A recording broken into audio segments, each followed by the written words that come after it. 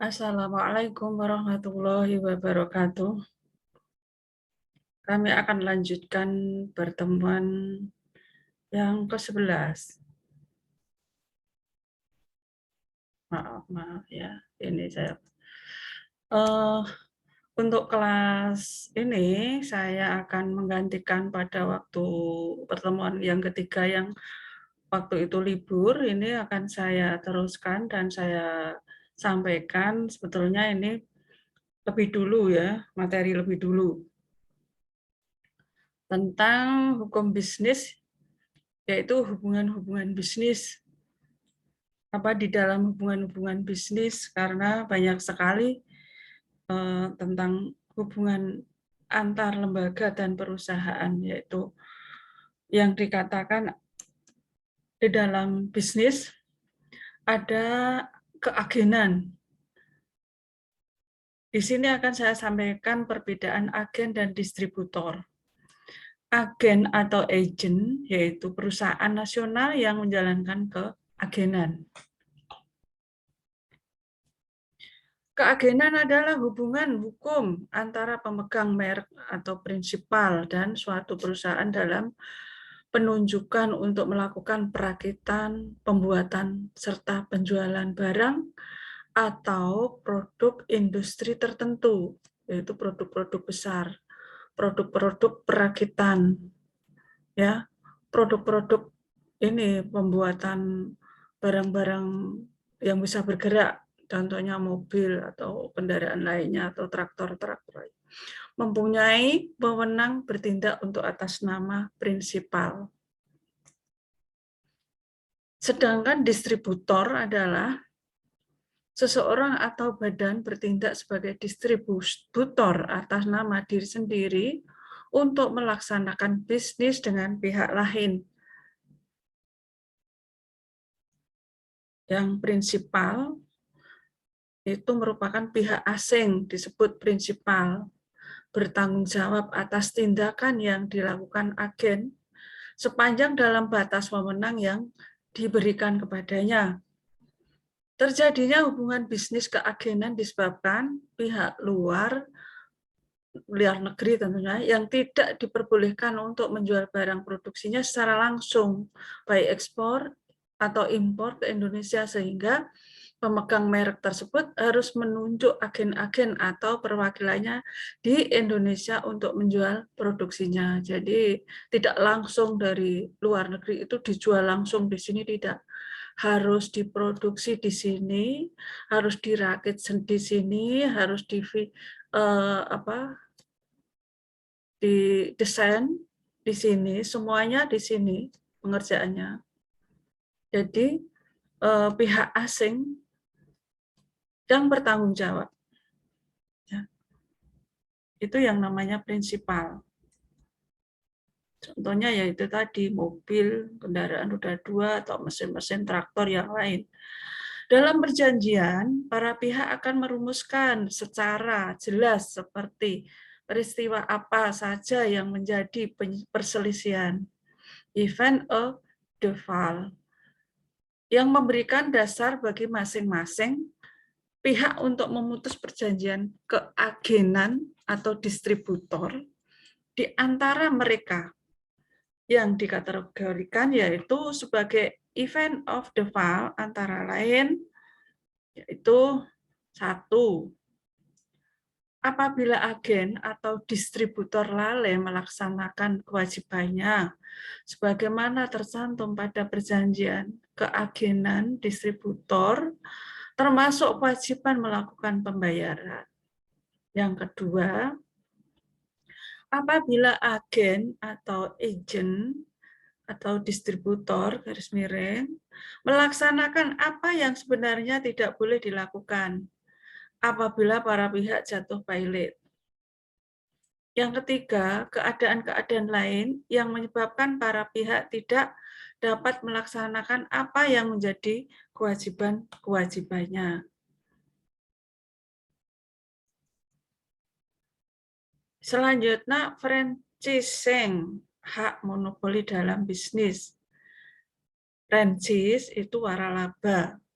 adalah perikatan di mana salah satu pihak diberikan hak untuk memanfaatkan dan atau menggunakan hak atas kekayaan intelektual atau penemuan atau ciri khas usaha yang dimiliki pihak lain dengan suatu imbalan berdasarkan persyaratan yang ditetapkan oleh pihak lain tersebut dalam rangka menyediakan dan atau penjualan barang dan atau jasa. Jadi, Perancis adalah suatu perikatan yang lahir dari perjanjian antara pemberi waralaba, pemberi itu Prancisor, Perancis itu sendiri perikatan suatu perjanjian, dan penerima waralaba itu Perancis, ya. Yang antara Prancisor dengan Perancis itu membuat perjanjian di atas kertas dan di atas meterai dalam bentuk bisa jasa, bisa produk, bisa waralaba atau yang lainnya. Ya, itu namanya franchising, hak monopoli dalam bisnis. Kalau sekarang sudah banyak yang menjadi franchising, ya, semua diproduksi sendiri, itu seperti ayam, duri lunak, bakso, macam-macam ya di dalam franchising itu. Franchising komplit yang makanan dibekukan, ya, bisa bertahan lama, itu franchise. Perjanjian harus dibuat secara tertulis. Jadi, keabsahan perjanjian waralaba selain harus memenuhi ketentuan pasal 1320 KUH Perdata juga harus dibuat secara tertulis, bahkan menurut pasal 7 harus didaftarkan pula, yaitu didaftarkan siupnya. Dalam suatu perikatan waralaba terdapat unsur hukum perjanjian dan hak atas kekayaan intelektual, misalnya hak atas merek dan rahasia dagang. Jadi mereknya itu akan dibuat oleh franchisor, franchise tinggal menerimanya. Nama merek tersebut. Karakteristik waralaba atau franchise. Franchisor mengizinkan franchise untuk memakai merek dagang, sistem penataan atau pengelolaan, sistem penjualan, ya. Franchisor itu yang mempunyai atau yang membuat atau yang memiliki. Jadi franchise untuk memakai merek dagang, sistem bentuk manajemen dari franchisor berdasarkan exclusive right. 2, izin pemakaian tersebut diberikan untuk jangka waktu tertentu. Perjanjian waralaba ini hanya untuk wilayah tertentu. Atas pemberian izin 3 hal tersebut di atas, franchise harus membayar kepada franchisor jumlah fee dan atau royalti keuntungan. Seluruh biaya-biaya untuk pelaksanaan perjanjian ini menjadi beban franchise. Jadi biaya apa? Transportasi, biaya tempat lokasi atau biaya istilahnya untuk membawa barang-barang tersebut itu dibebankan pada franchise, bukan franchisor.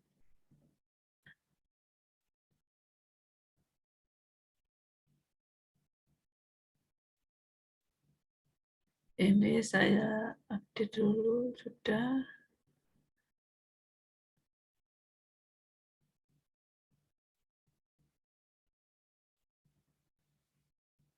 Karakteristik dasar franchise. Karakteristik dasarnya, 1, harus ada suatu perjanjian kontrak tertulis yang mewakili kepentingan yang seimbang antara franchisor dengan franchise.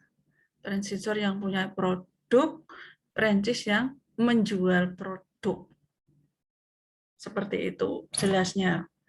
Yang kedua, franchisor harus memberikan pelatihan dalam segala aspek bisnis yang akan memasukinya atau yang akan diproduksinya, ya.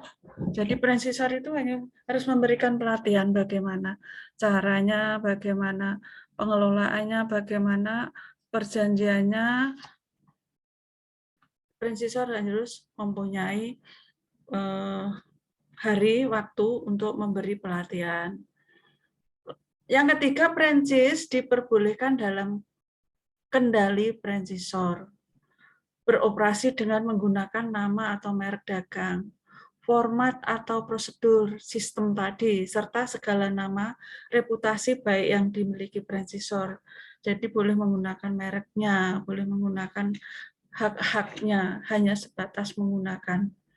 Tidak boleh memiliki. Sedangkan yang keempat, franchise harus mengadakan investasi yang berasal dari sumber dananya sendiri atau dengan dukungan sumber dana lain, misalnya kredit perbankan.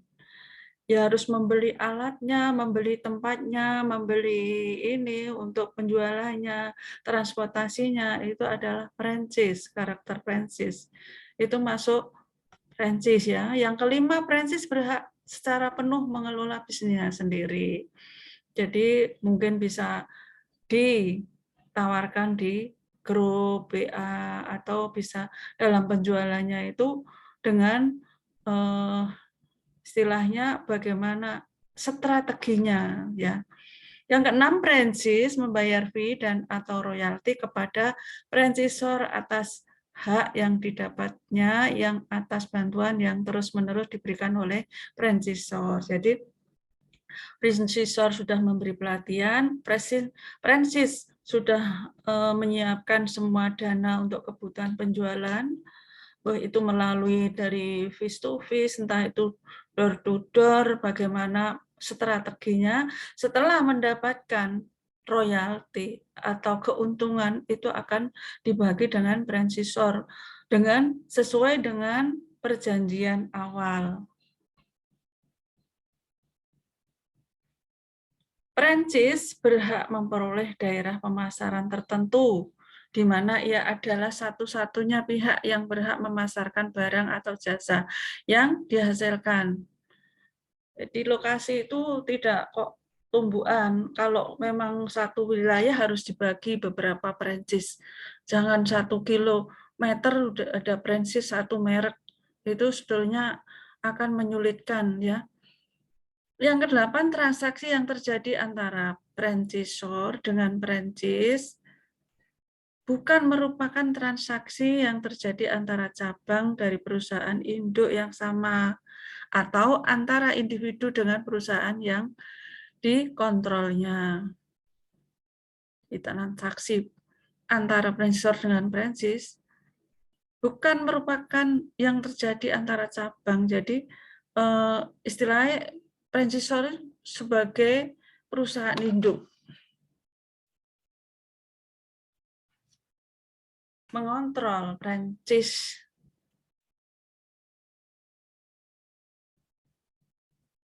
Bos mengontrol anak buah, ya, anak buah cabang. Keuntungan dan kerugian franchise. Apa keuntungan dan kerugian franchise? Saya jelaskan dari ini keuntungannya dulu. Setiap hubungan bisnis yang ada selalu saja ada faktor kerugian dan keuntungannya. Demikian juga dengan bisnis franchise, ada keuntungan, ada kerugian, itu terjadi di dalamnya. Keuntungan dari bisnis franchise ini yang pertama yaitu diberikannya latihan dan pengarahan yang diberikan oleh franchisor. Jadi franchisor itu memberikan pelatihan, meluangkan waktu, menjadwal waktu, memberi fasilitas untuk pelatihan, untuk memanggil pelatih yang pakar, yang terampil dan profesional. Ya, itu tanpa dibayar atau tanpa franchise membayar kepada franchisor. Itu keuntungan yang pertama. Sedangkan keuntungan yang kedua itu diberikannya bantuan finansial dari franchisor.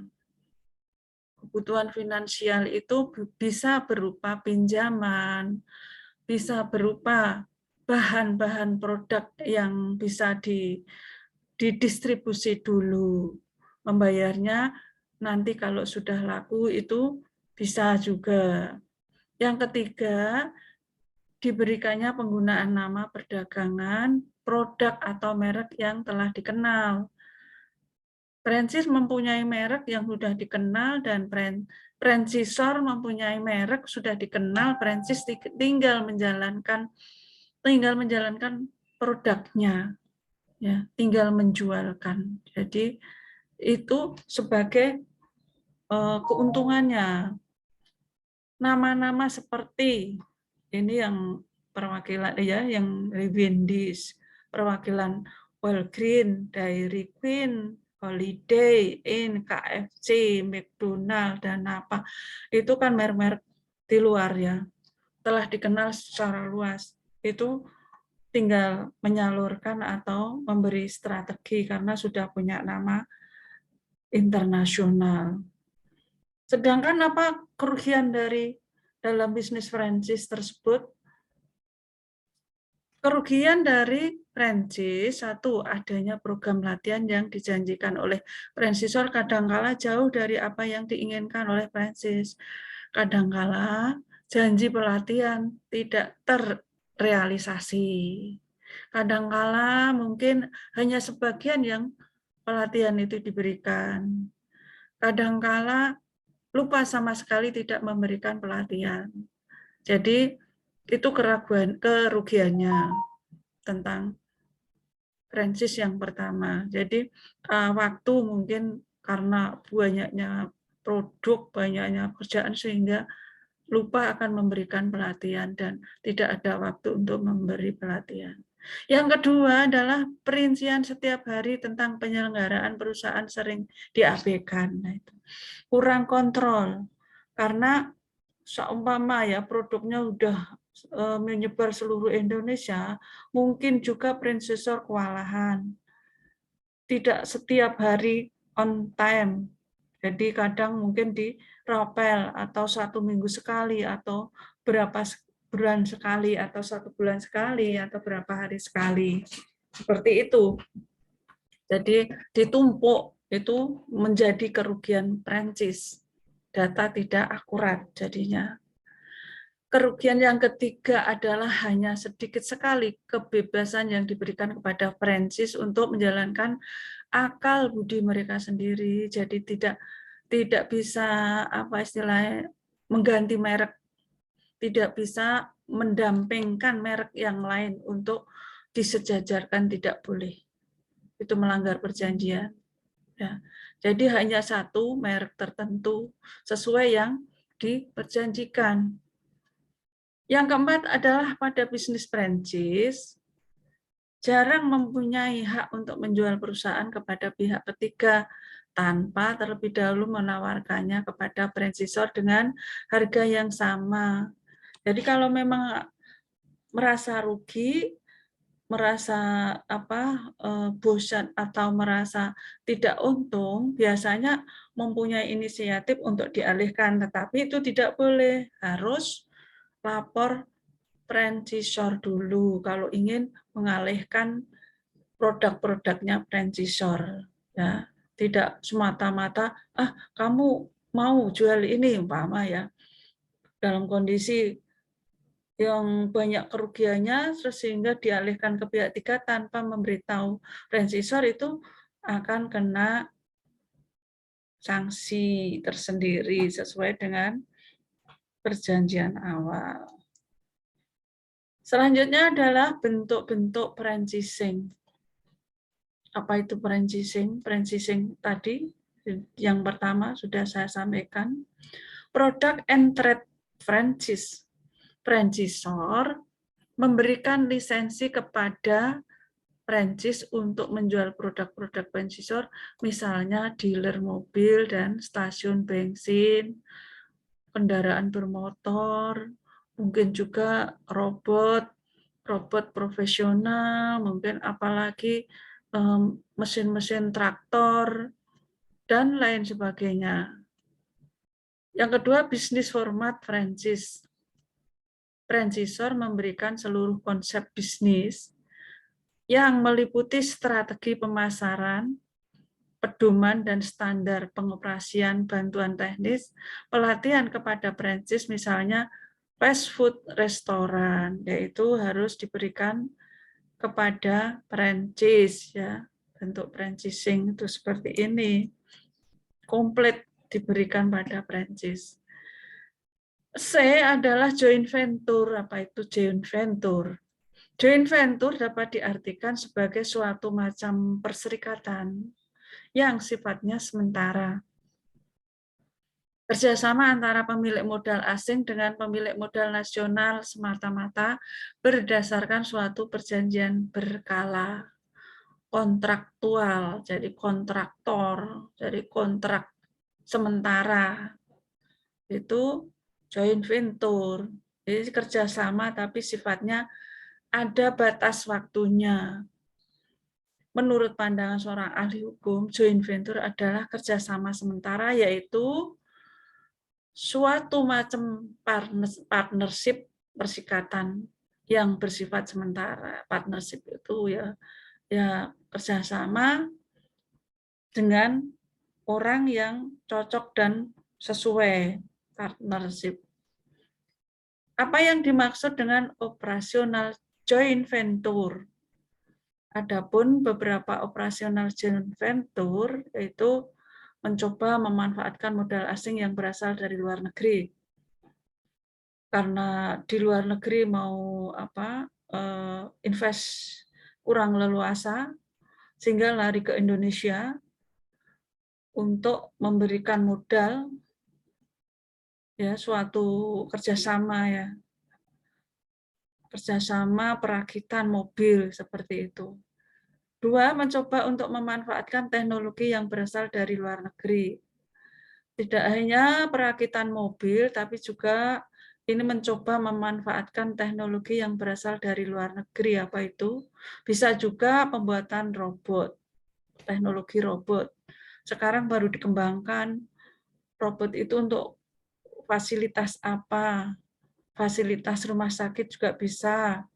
Untuk fasilitas kepemerintahan, pemerintahan publik nasional, Pemda, atau kalau desa mungkin masih bisa dilayani, ya. Kalau yang mungkin efisien ya di pemerintahan publik atau pemerintahan nasional atau pemerintah daerah. Atau rumah sakit juga, atau restoran juga. Itu mencoba untuk memanfaatkan teknologi berasal dari luar negeri.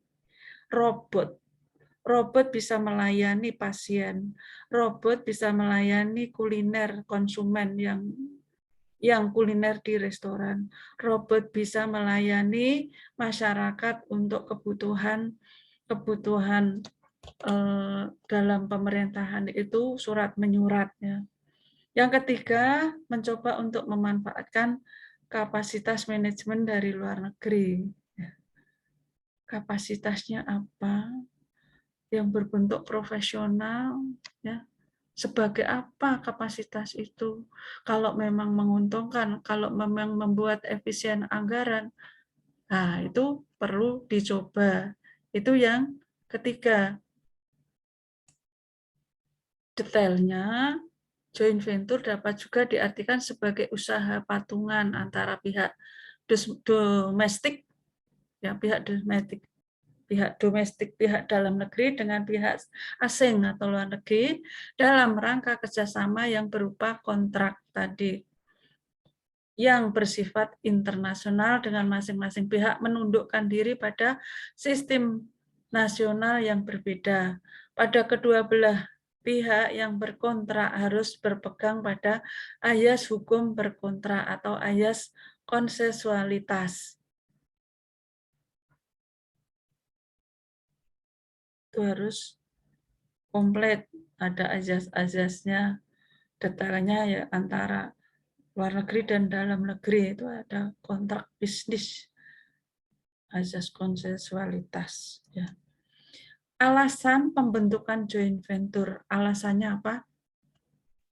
Ada pun beberapa alasan pembentukan joint venture, yaitu Satu, ingin membangun perusahaan yang lebih kuat, yang lebih tangguh, yang lebih up to date, yang lebih profesional.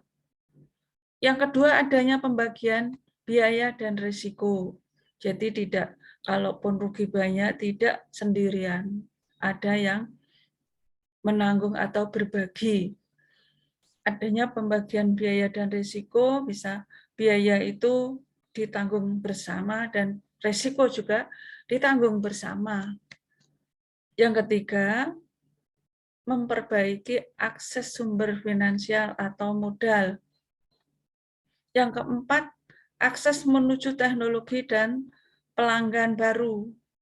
Yang kelima, akses menuju praktek manajerial yang lebih inovatif. Yang keenam, pertimbangan ekonomi dan keuntungan berupa finansial, royalti. Sedangkan masalah-masalah yang kerap terjadi dalam joint venture itu umumnya joint venture dengan pihak Asia jarang berhasil dikarenakan perbedaan budaya. Mungkin juga pihak Eropa juga sama, budayanya sangat berbeda. Yang B, adanya pembagian saham. Saham itu 49, itu dalam negeri, 51 itu luar negeri, membuat perusahaan asing dapat mengambil keputusan penting karena sahamnya lebih dari setengah. Sedangkan bagi perusahaan nasional walaupun sahamnya mendekati 50, namun tetap saja tidak dihitung sebagai setengah pemilik saham sehingga umumnya tidak dapat mengambil keputusan penting. Yang mengambil keputusan adalah pihak asing. Itu pembagian sahamnya. Jadi pembagian saham itu lebih besar pihak asing. Keputusan juga ditentukan oleh pihak asing.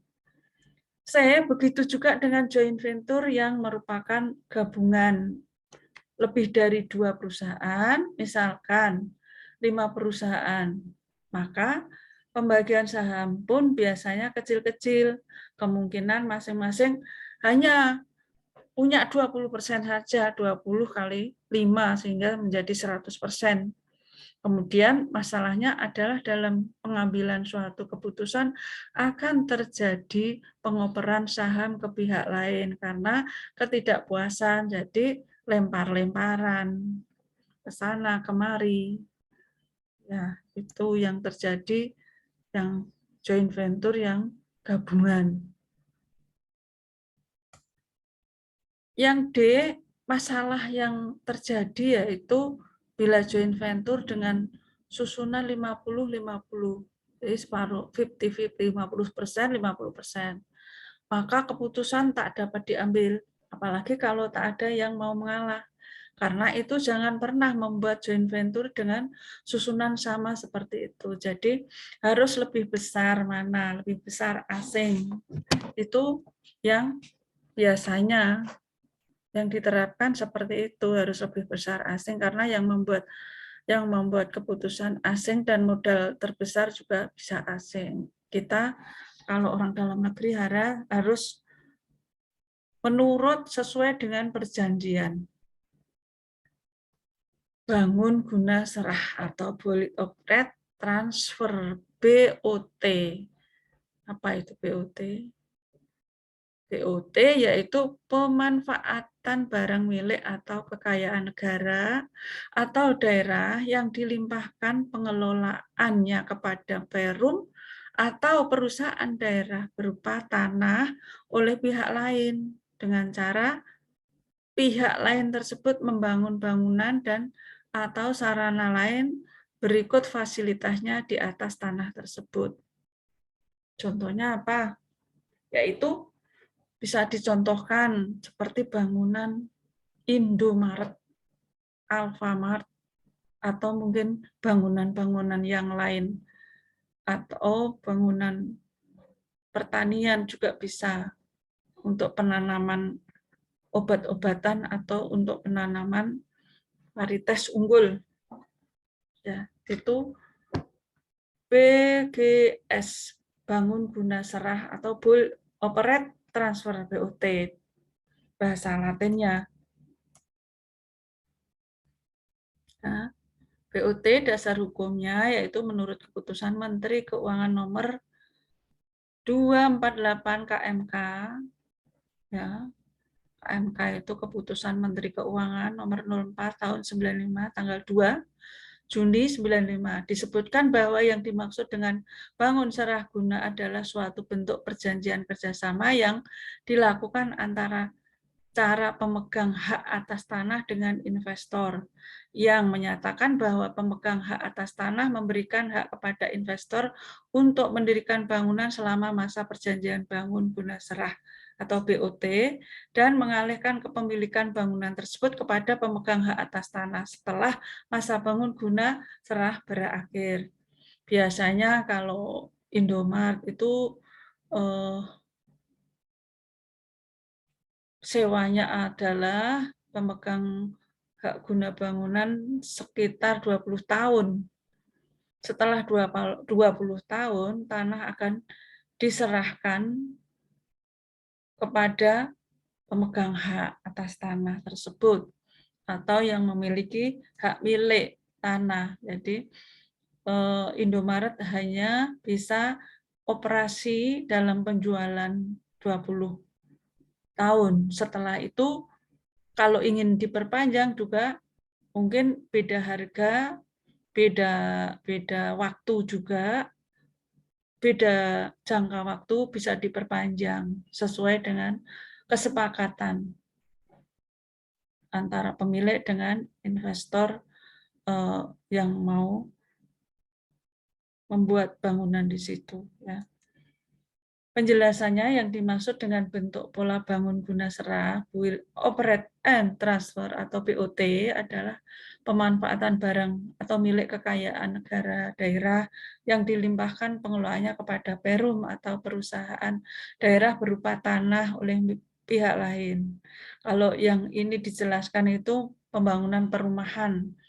Perumahan itu jangka waktu 20 tahun atau 15 tahun kan harus lunas jadi hak milik perseorangan. Nah, itu sebetulnya milik perumahan, perum, jadinya konsumen itu ngangsur pada negara. Dengan cara pihak lain tersebut membangun bangunan dan atau sarana lain berikut fasilitasnya di atas tanah tersebut, serta mendayagunakan dalam jangka waktu 20 sampai 30 tahun sesuai dengan atur dalam keputusan Keuangan nomor 470 KMK 01 tahun 94 tanggal 20 September 94 untuk kemudian menyerahkan kembali tanah, bangunan dan atau sarana lain berikut fasilitasnya tersebut beserta pendayagunaan kepada pemilik atau pihak pertama setelah berakhirnya jangka waktu yang disepakati. Kalau dipercepat bisa juga 15 tahun ya. Ini kalau dalam dalam keputusan Menteri KMK itu 20 sampai 30 tahun. Itu harus ngangsur. Perjanjian meliputi transaksi pembangunan bangunan di atas tanah oleh dan sepenuhnya atas biaya pihak kedua sesuai dengan ketentuan-ketentuan dalam perjanjian. Untuk mana pihak kedua diberi imbalan dalam bentuk hak pengoperasian bangunan supermarket dan menarik hasil dari pengoperasian tersebut selama jangka waktu pengoperasian serta menyerahkan kembali bangunan serta hak pengoperasiannya kepada pihak pertama setelah jangka waktu pengoperasian berakhir. Ini yang saya contohkan Indomaret maupun Alfamart tadi. Ini transaksinya yaitu bangunan di atas tanah. Berapa luasnya, berapa jangka waktunya, terus bagaimana penyerahannya, dan berapa jumlah nominal yang diperjanjikan. Itu semuanya jelas di dalam perjanjian hitam di atas putih dan bermeterai. Itu BOT-nya Indomaret. Seperti itu contohnya ya. Kewajiban pihak pertama dan kedua. Kewajiban pihak pertama menyiapkan dan menyerahkan tanah sebagaimana dalam keadaan kosong dan bebas dari ikatan hukum dengan pihak lain.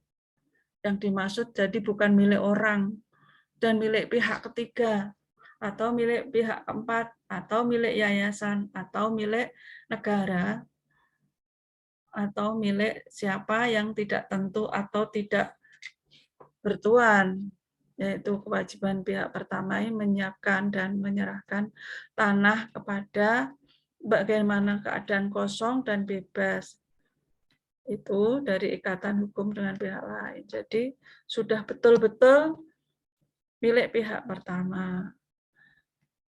Yang kedua, membantu kelancaran pengurusan dan penyelesaian hak guna bangunan atas tanah tersebut tercatat atas nama pihak kedua, serta membantu kelancaran pengurusan penyelesaian perizinan dalam rangka pendirian sarana yang diperlukan.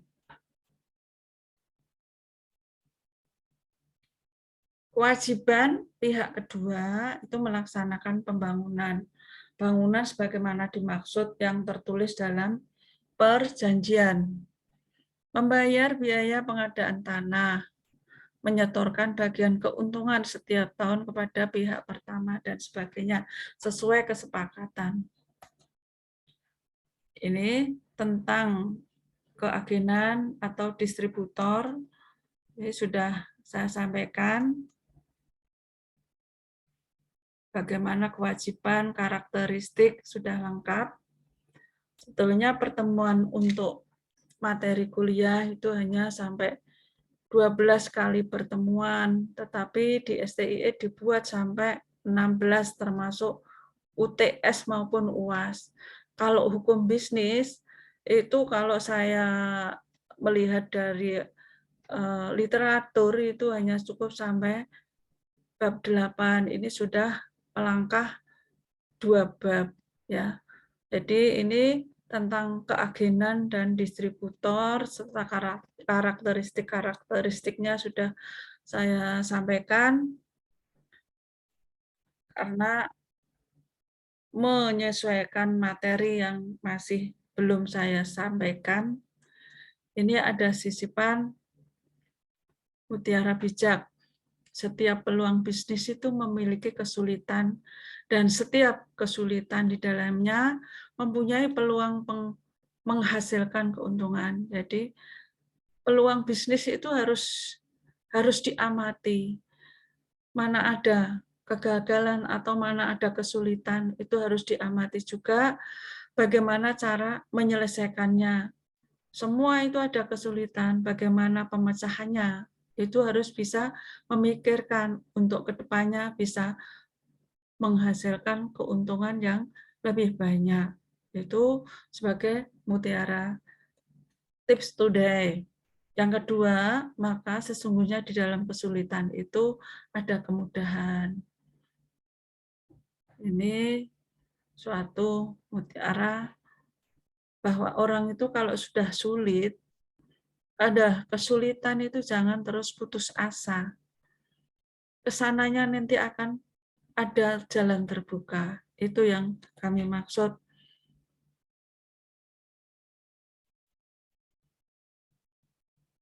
Saya kira perkuliahan sore hari ini saya tutup. Wassalamualaikum warahmatullahi wabarakatuh.